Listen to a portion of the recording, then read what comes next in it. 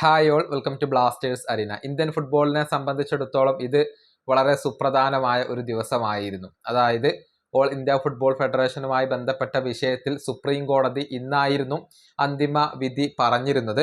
അതായത് all India football ഫെഡറേഷന്റെ പുതിയ ഭരണഘടനയ്ക്ക് ഇപ്പോൾ സുപ്രീം കോടതി അംഗീകാരം നൽകിയിട്ടുണ്ട്.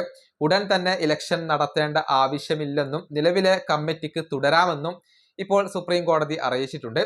ഇത് ഇന്ത്യൻ ഫുട്ബോളിനെ സംബന്ധിച്ചിടത്തോളം ആശ്വാസം നൽകുന്ന ഒരു കാര്യമാണ്.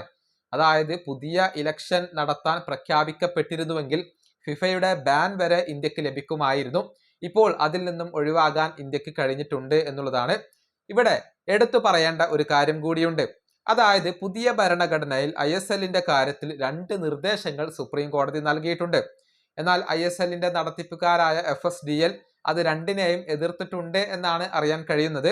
പ്രമോഷനും റെലഗേഷനും നടപ്പിലാക്കണം എന്നായിരുന്നു ഒന്ന്. എന്നാൽ നടത്തിപ്പുകാരായ FSDL അതിനെ എതിർത്തിട്ടുണ്ട്.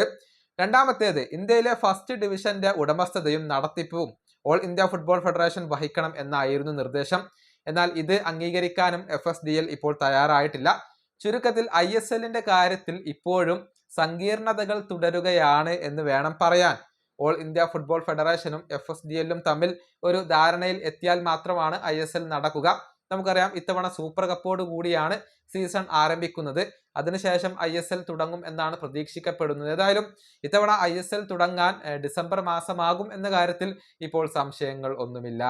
ഈ വീഡിയോയുടെ അവസാനിപ്പിക്കുന്നു. അടുത്തൊരു വീണ്ടും കാണാം.